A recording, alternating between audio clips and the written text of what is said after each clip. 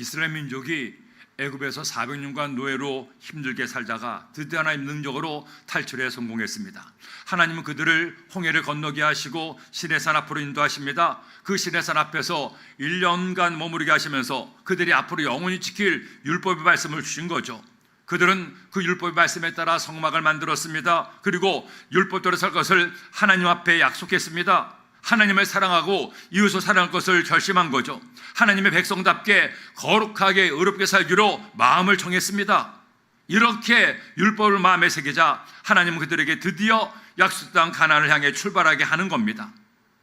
레위기의 말씀에서 1년간 시내산에 머물며 그들이 지킬 율법 말씀을 받게 했다면, 이제 민수기의 말씀은 그렇게 출발하는 이스라엘 백성들이 가나안을 향해 길을 떠나서 광야에 사는 모습을 우리에게 보여주고 있는 것입니다. 그런데 하나님은 길을 떠나는 이스라엘 백성들에게 한 가지를 준비시키고 있습니다. 바로 그들의 숫자를 세는 거죠. 민수기에는 백성들의 숫자를 2번 세는데, 한 번은 가나안을 향해 출발할 때였고, 다른 한 번은 가나안 앞에 도착해서 가나안에 들어가기 바로 직전에 또 한 번 인구 조사를 했던 겁니다. 그런데 그 출발의 시작에 백성의 수를 세는 것은 대단히 중요한 의미가 있습니다. 왜 하나님은 그들이 출발하기에 앞서 그들의 수를 세게 했습니까? 이 인구 조사를 통해 하나님께서 우리에게 주시는 영적인 의미가 무엇입니까? 오늘의 말씀을 통해서 우리가 하나님의 뜻을 잘 분별하여 하나님의 전사답게 주님을 사랑하는 여러분 되기를 예수님의 이름으로 축원합니다. 첫째로, 우리는 하나님의 전사임을 깨달아야 됩니다. 여러분 성경을 자세히 보면 우리는 하나님에 대해 많은 정보를 얻게 됩니다. 그럴 수밖에 없는 것이 성경은 하나님의 말씀이고 우리에게 당신의 마음과 생각을 알려주는 사랑의 편지이기 때문입니다.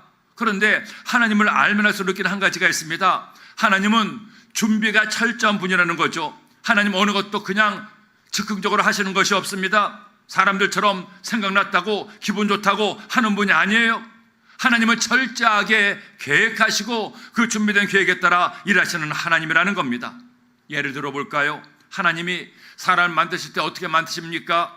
생각대로 만드시지 않았습니다. 삼일째 하나님이 미리 의논하시고 계획하신 대로 만들었습니다. 뿐만이 아니죠. 첫사람 아담을 위해 모든 것을 다 준비해 놓은 다음 아담을 만드신 겁니다. 그의 집으로 에덴 동산을 만드셨고 그가 먹을 수많은 과일나무를 준비하셨습니다. 심지어 고독한 아담을 위해 여인 하와까지 준비하신 하나님이 아닙니까?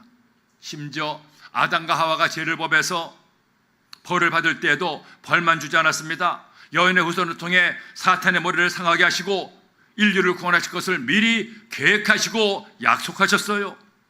그러므로 우리도 하나님을 닮기 원한다면, 하나님의 자녀라면 어떻게 살아야 됩니까? 주님처럼 준비하며 살아야 됩니다. 어떤 일 하든지 기분 나는 대로 자기 마음 가는 대로만 하지 말고 미리 계획하고 때로는 함께 의논하며 일하는 것이 내 삶이 아름답게 살아가는 중요한 조건이 될 수가 있는 것이죠.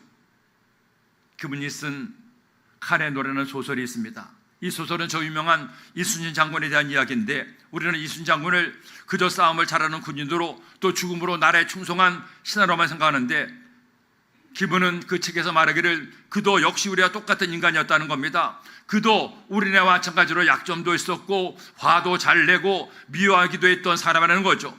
하지만 그러면서도 그가 나라를 구하는 영웅이 된 중요한 이유는 바로 유비무환의 자세로 미리 전쟁을 준비했기 때문이라는 겁니다. 여러분, 당시 조선의 나라는 오랫동안 전쟁을 하지 않아서 전혀 전쟁에 대비한 준비가 없었습니다. 조선 건국이 1392년이었는데 임진왜란이 1592년에 일어났습니다. 200년 동안 전쟁이 없었고 단지 세종대왕 때 육진사군을 개청하고 하라든지 또 왜구를 쳐부시기 위해서 대마도 정벌한 것밖에는 전쟁을 벌인 적이 없었습니다. 200년 동안 평화롭게 지냈으니 전혀 전쟁에 대한 대비가 없었던 거죠. 하지만 사실 군인은 평화 시에도 전쟁을 위하여 존재하는 사람들 아닙니까? 그러기에 이순신 장군이 전라자소영에 가보니까 군인들은 있는데 사람은 없어요. 이름은 있는데 사람이 없는 겁니다. 심지어 뇌물을 주고 훈련은 안 하고 자기 일만 하고 있죠. 그런 군인들을 다시 불러 모아서 강한 훈련을 시킵니다. 전쟁에 대비해서 거북선도 만들고 각종 무기를 준비해요. 그러자 다른 사람들은 불평이 가득했습니다. 아니 저 장군은 왜 저렇게 난리야? 전쟁이 일어난 것도 아닌데 왜 저렇게 설레발을 치냐고 얘기했습니다. 하지만 여러분, 전쟁이 일어난 다음에 준비하는 것은 아무 소용이 없죠. 이순신 장군이 21전 21승을 거두게 된 것은 철저하게 전쟁에 미리 준비했기 때문에 전쟁 영웅이 될 수가 있었던 겁니다. 자 보세요, 하나님은 더욱더 준비가 철저한 분이었습니다. 이스라엘 백성들이 가나안을 향해 광야를 지날 때 반드시 전쟁이 있을 것임을 아셨습니다. 그래서 아직 전쟁이 일어나지 않았는데도 그들의 숫자를 세신 거예요.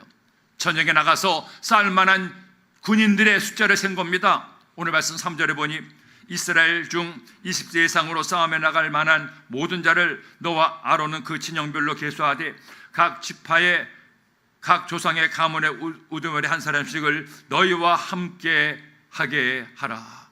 왜 하나님께서 백성들의 숫자를 세게 했습니까? 앞으로 있을 전쟁에 대비하기 위해서입니다. 하나님은 그들에게 약속 땅 가나안을 주었죠. 하지만 하나님 주신 땅이라고 아무 노력도 없이 저절로 얻어지는 것이 아닙니다. 하나님은 약속하셨지만 그 약속이 이루어지기 위해서는 내가 할 바를 다 해야 됩니다. 내가 노력을 해야 됩니다. 왜 그렇습니까? 하나님은 사람을 너무나 잘 아시기 때문이에요. 내가 노력하지 않고 얻은 것은 진정한 내 것이 될 수가 없습니다. 쉽게 얻은 것은 쉽게 사라지죠. 내가 땀 흘려 애쓰고 노력해서 얻은 것만이 진정한 내 것이 될 수가 있는 겁니다. 그러게 그들은 가나안 땅을 얻기까지 무수한 싸움을 했습니다. 그 싸움에서 하나님과 함께 승리해야 마침내 땅을 얻을 수가 있기 때문이죠. 여러분, 이 원리는 오늘날에도 마찬가지입니다. 우리 역시 이 땅에 살면서 영적인 전쟁을 하고 있습니다. 이스라엘 백성들처럼 칼과 창이나 활을 들고 싸우질 않지만 원수 마귀 사탄과 영적 싸움을 하고 있죠. 지금 여러분 앞에 정복해야 될 문제의 땅이 얼마나 많이 있습니까?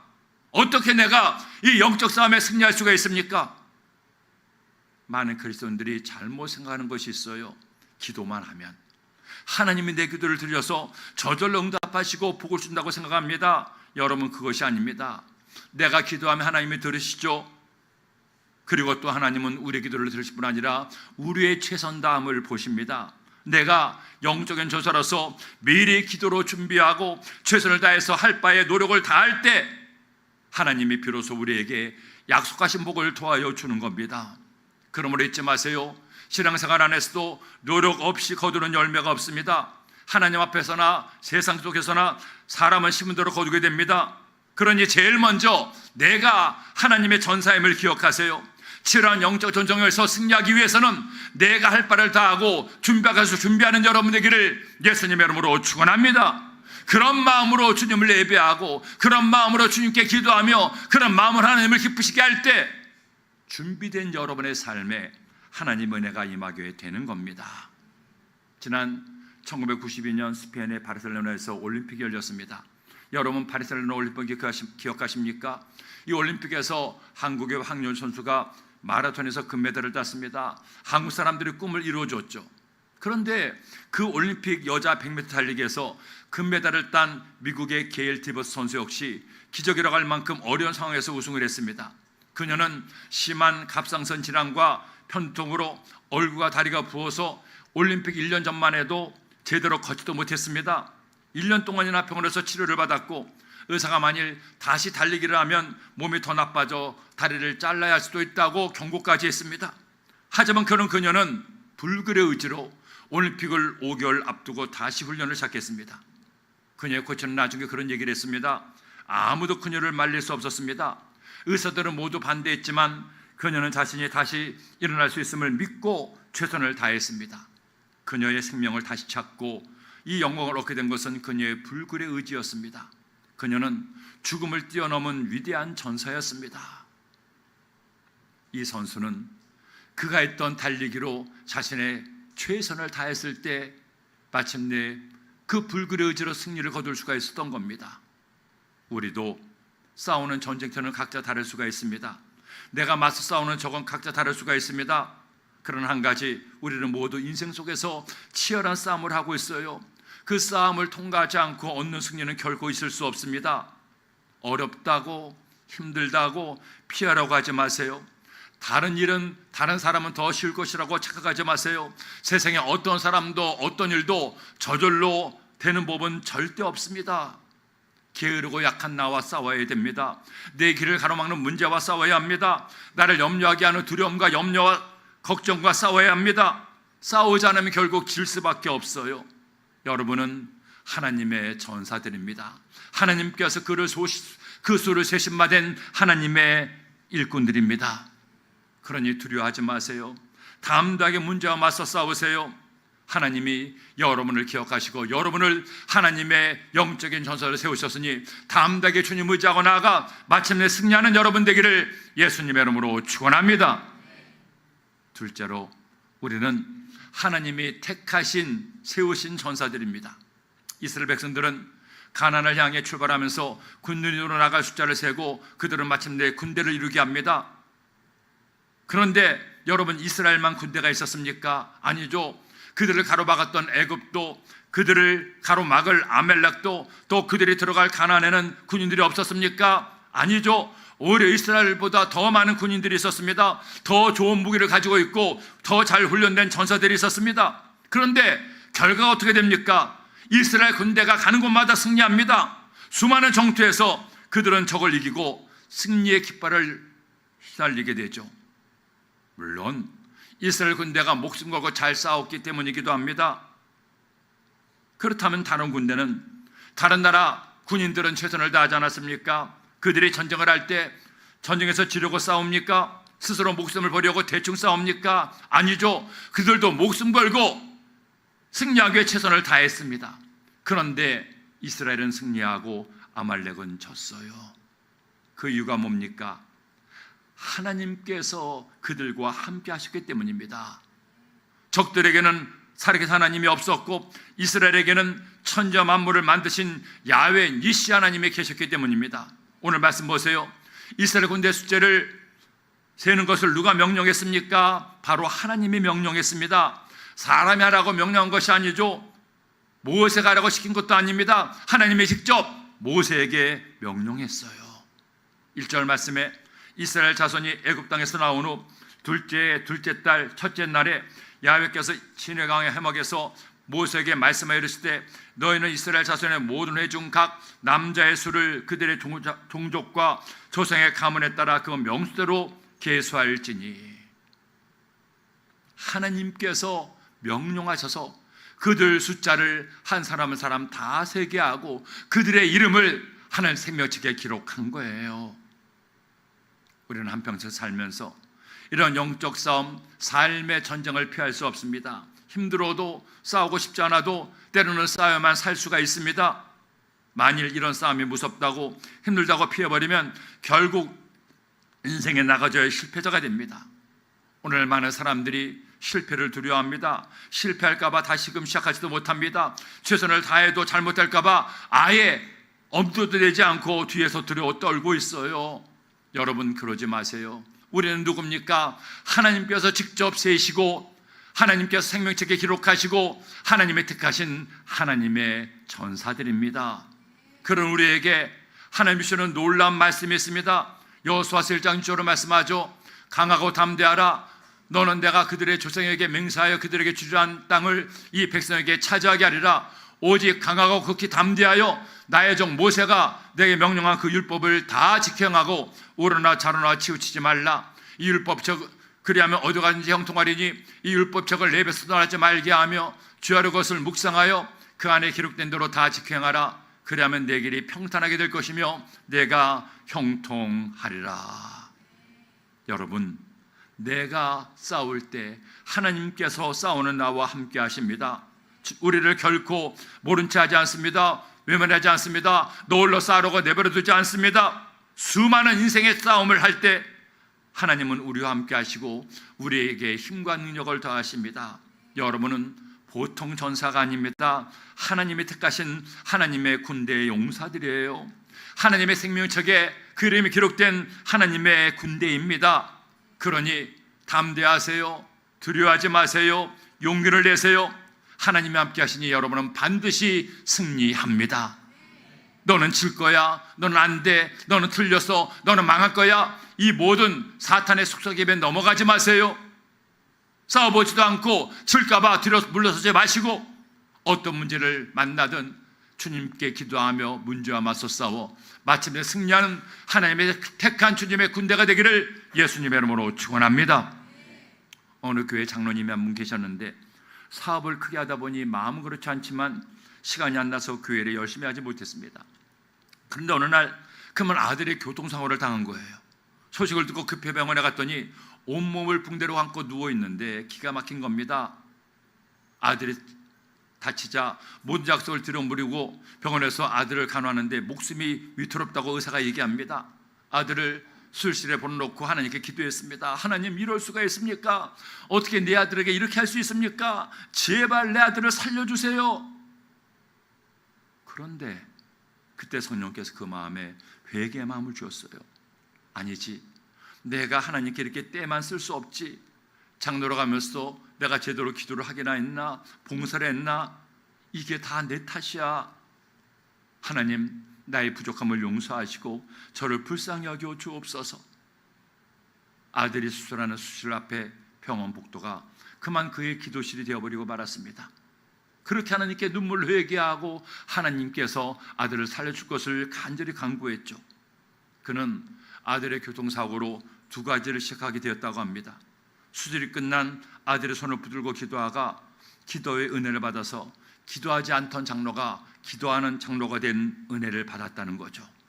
또 심심해하는 아들에게 성경 이야기를 하다가 나중에는 미천이 딸려서 성경을 읽게 되고 성경을 읽는 장로가 되었다는 겁니다. 이 장로님이 나중에 그런 간증을 했어요. 병원에 가서 치료를 받은 것은 사실은 내 아들이 아니라 나였습니다. 내 아들은 교통사고로 몸을 다쳤지만 나는 장로로 가면서도 세상 일에 영혼이 다쳐 죽어가고 있었습니다. 그런 나를 하나님이 사랑하셔서 나를 치료하시려고 내 아들을 도구로 사용하셨습니다. 아들의 교통사고는 나와 내 가족에게 축복의 통로가 되었습니다. 이 장로님이 문제를 문제로 보지 않고 하나님을 원망만 하지 않고 오히려 회개하고 돌이켰을 때 그 어려움을 슬기게 극복하고 오히려 더 나은 결과를 얻게 되었다는 겁니다. 어느 날 마르틴 루터가 꿈을 꾸었습니다. 그런데 그 꿈에서 사탄이 크리스찬 절멸 작전을 펴고 부하들로부터 보고를 받고 있었습니다. 첫 번째 부하가 사탄에게 말했죠. 각하, 저는 사막을 걸어가는 예수쟁이들에게 사자를 보냈습니다. 그런데 이놈들이 사자 입 앞에서도 평화스럽게 기도를 하더군요. 두 번째 부하는 또 이렇게 보고를 해요. 저는 바다를 항해하는 예수쟁이들에게 폭풍을 일으켰습니다. 그런데 그들은 암초에 올라가서도 찬송을 부르더군요. 그래서 질려버렸습니다. 무서운 놈들입니다. 그런데 세 번째 부하가 이렇게 말하는 거예요. 각하, 저는 한 교회를 찾아가서 10년 동안 모든 성도들이 다 잘되고 평안하게 만들어줬습니다. 그러자 그들의 영혼과 육체가 완전히 썩어버렸습니다. 꿈에서 깨어난 루터는 고난이 문제가 오히려 축복임을 알게 되었다는 그런 이야기가 있어요. 그리고 종교개혁을 하며 수많은 고난을 겪으면서도 마침내 승리할 수 있었던 것은 이런 체험이 있었기 때문이라는 거죠. 지금 여러분에게 어떤 문제가 있습니까? 혹시나 그 문제가 너무 크고 힘들어서 절망하고 있지는 않습니까? 잘 안 될까 봐 두려워서 숨으려고 하지는 않습니까? 여러분은 하나님의 전사들입니다. 이 세상 모든 만물을 창조하시고 나의 생명을 만드신 나의 하나님이 나를 택하시고 고르고 뽑아 하나님의 군사로 삼아 주셨습니다. 내가 예수님을 믿는 한, 내가 주님을 의지하는 한 결코 우리는 혼자 싸우지 않습니다. 나의 이름은 하나님의 마음에 새겨져 있고 나의 문제는 이미 하나님의 문제가 되었기 때문입니다. 하나님은 나보다 더 나의 문제를 해결하기를 원하십니다. 우리가 어떻게 할 때 두려워하지 않고 염려하지 않고 피하지 않고 도망가지 않고 담대하게 문제와 맞서 싸울 때, 어떤 문제를 만나도 어떤 고난이 덮쳐와도 나 혼자 싸우는 것이 아니라 나를 택하신 주님이 나와 함께 싸우심을 기억하고 주의 은혜를 구하고 나의 최선을 다할 때 우리는 마침내 승리할 수가 있습니다. 여러분 강하고 담대하세요. 두려워 말면 놀라지 마세요. 낙심하지 말고 포기하지 말고 소망을 품고 다시 한번 시작하세요. 그래서 마침내 모든 문제는 해결되고 여러분의 삶에 응답과 치료가 넘치게 임하기를 예수님의 이름으로 축원합니다. 셋째로, 우리는 하나님 편에 서야 합니다. 이스라엘 민족이 가나안을 향해 출발하면서 그들을 대표해 싸울 군대 숫자가 오늘 말씀에 나오죠. 그렇게 오늘 말씀에 나오는 그 숫자는 이스라엘 민족 전체 숫자가 아닙니다. 20살 이상의 싸움에 나갈 만한 장정의 숫자를 센 거예요. 그렇게 해서 나온 이스라엘 군대 인원이 몇 명인지 아십니까? 60만 3,550명이었습니다. 오늘 말씀 45절에 보니 이같이 이스라엘 자손이 그 조상의 가문을 따라 20세 이상으로 싸움에 나갈 만한 이스라엘 자손이 다 계수되었으니 계수된 자의 총례는 60만 3,550명이었더라. 그런데 이 숫자 가운데 단 레위 지파의 남자들만은 세지 않았습니다. 그들은 전쟁에 나가지 않은 대신 하나님의 성막을 지키고 하나님의 일을 하도록 다른 사명을 주었기 때문이에요. 그런데 여러분, 여기 민수기를 보면 더 놀라운 사실이 있습니다. 이렇게 인구 조사를 한 때로부터 정확하게 38년이 지나서 가나안에 들어가기 직전에 또 한 번의 인구 조사를 합니다. 그렇다면 첫 번째 인구 조사를 하고 나서 38년이 지난 다음에 20살 이상이 된 남자들의 숫자가 어떻게 변했을까요? 민수기 26장 51절에 말씀합니다. 이스라엘 자손에 계수된 자가 60만 1,730명이었더라. 정확하게 60만 1,730명입니다. 여러분 보세요. 38년이 지났습니다. 그러면 당연히 인구가 늘어야 되지 않습니까? 그런데 오히려 줄어버린 겁니다. 60만 3,550명에서 60만 1,730명으로 1,000몇백 명이 줄었어요. 그 이유가 뭡니까? 먹을 것이 부족했습니까? 마실 물이 없었습니까? 전쟁에서 다 죽었습니까? 전염병으로 죽었습니까? 물론 전염병도 있었고 전투에서 죽은 자도 있습니다. 하지만 그것은 죽은 이유일 뿐이지 진정한 원인이 아닙니다. 38년이나 지났는데도 인구가 늘지 않고 줄은 이유는 그들이 시시때때로 하나님 편에 서지 않았기 때문입니다. 하나님의 군대가, 하나님의 군사가, 하나님 택한 자들의 전쟁에 나가서 하나님 편에 서지 않고 적의 편에 섰습니다. 하나님의 명령대로 싸우지 않고 자기들 멋대로 싸웠습니다. 이것이 그들의 인구가 숫자가 줄게 된 원인이었어요. 가나안을 향해 출발하는데도 가나안에 들어가지 못한 채 죽어간 사람들이 많은 이유가 바로 여기에 있었습니다. 그러므로 여러분, 내가 하나님의 전사로서 하나님과 함께 승리하기 원합니까? 그렇다면 꼭 할 일이 있습니다. 하나님 편에 서십시오. 내 뜻대로 싸우지 말고 하나님의 작전 명령대로 싸우세요. 하나님 말씀에 따라 결심하고 행동하고 살아가세요. 그때 여러분은 반드시 승리하게 됩니다. 헬렌 워드라는 54세 여성이 있었습니다. 그녀가 아무 생각 없이 건강검진을 받았는데 에이즈 환자로 판명이 난 거예요. 7년 전에 수혈받은 피에 에이즈 바이러스가 있었던 겁니다. 그녀는 당시 대학 교수였고 연합감리교회 독실한 신자였고 여성교회 회장이었습니다. 마을이 지도였고 성경연구관 교사이기도 했죠. 처음에 그녀는 에이즈 환자라는 판정을 받고 도저히 받아들일 수가 없었습니다. 어떻게 내 인생에 이런 일이 일어날 수 있는지 기가 막힌 거예요. 그녀의 인생 앞에 거대한 전쟁이 그를 가로막았던 겁니다. 하지만 그녀는 결국 하나님 편에 섰습니다. 원치 않는 에이즈 환자가 되었지만 낙심하거나 절망하지 않고 오히려 감사했습니다. 그녀는 이렇게 기도했습니다. 주님, 나의 죄를 용서해 주세요. 주님은 나에게 영광의 새 몸을 허락하셨는데 낫고 썩어질 이 몸에 에이즈 바이러스가 있다고 하나님을 잠시 원망했습니다. 에이즈가 아니더라도 우리는 결국 다 죽고 하나님 앞에 서는데 지금 내가 원치 않은 어려운 문제를 만났다고 하나님을 잊을 뻔했습니다. 이제 나는 하나님의 편에 섭니다. 하나님을 더욱 의지합니다. 언제일지 모르지만 나의 남은 삶을 온전히 주님께 드리겠습니다. 그녀는 그렇게 고백한 후에 세상 일을 다 접고 오히려 그때부터 주님을 위해 자신의 전 시간을 드리며 어떻게 하면 주님을 기쁘시게 할까 복음을 전하고 주님을 위해 충성하고 헌신의 삶을 살았습니다. 그녀는 에이즈에 걸리기 전보다 에이즈에 걸린 후에 더 많이 전도했고 더 많은 이들의 사랑과 존경을 받고 믿는 자들의 본이 되었다는 거예요. 지금 우리는 인생의 전쟁터 한복판에 서 있습니다. 각자에 따라 그 싸우는 모습은 다르지만 누구나 싸우고 있다는 것은 변함없는 인생의 진리입니다. 악한 원수마귀는 이런저런 모습으로 우리에게 시비를 걸어오고 싸움을 걸어옵니다. 그것이 삶의 전쟁이든 영적 전쟁이든 질병과의 전쟁이든 우리는 전쟁의 한가운데 서 있어요. 그런데 어떤 이는 승리하고 어떤 이는 낙심하고 염려의 믿음을 잃어버리기도 합니다. 잊지 마세요.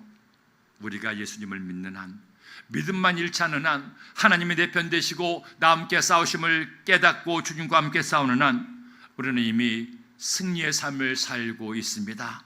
사실은 가장 큰 전쟁에서 이미 승리한 사람들입니다. 예수님을 믿음으로 영원한 심판의 노예나 천국 백성이 되었습니다. 우리는 이미 영원한 삶의 승자가 된 거예요. 하지만 큰 전쟁은 끝났어도 아직 전투는 계속되죠. 이 전투에서 하나님의 전사들이 되십시오. 나는 결코 혼자가 아님을 잊지 말고 하나님의 함께 하심을 꼭 믿고 의지하세요. 하나님이 택하신 자를 하나님은 도우시고 승리케 하심을 잊지 말고 이제 하나님께서 기뻐하시는 삶을 살아갑시다. 주님께 나와 어떤 문제를 만났을지라도 낙심하지 말고 하나님께 기도하세요. 주님, 문제를 만났지만 두려워하지 않습니다. 염려하지 않습니다. 주님의 내 편 되심을 믿습니다. 나를 도우심을 믿습니다. 내가 주의 말씀 따라 살아가니 나의 삶에 응답하여 주시옵소서. 우리가 주님의 뜻대로 사는 한, 주님을 기쁘시게 하는 한 주님은 언제나 내 편 되시고 나로 위대한 하나님의 전사가 되게 하십니다. 여러분 한 사람 한 사람을 하나님은 기억하시고 여러분 이름을 하늘 생명책에 기록해 놓았습니다. 너는 나의 전사다. 너는 나의 군사다. 하나님께서 군사로 세우셨는데 두려워하지 말고 낙심하지 말고 모든 문제와 맞서 주님을 의지하고 나아감으로 마침내 승리하는 우리 모두가 되기를 예수님의 이름으로 축원합니다.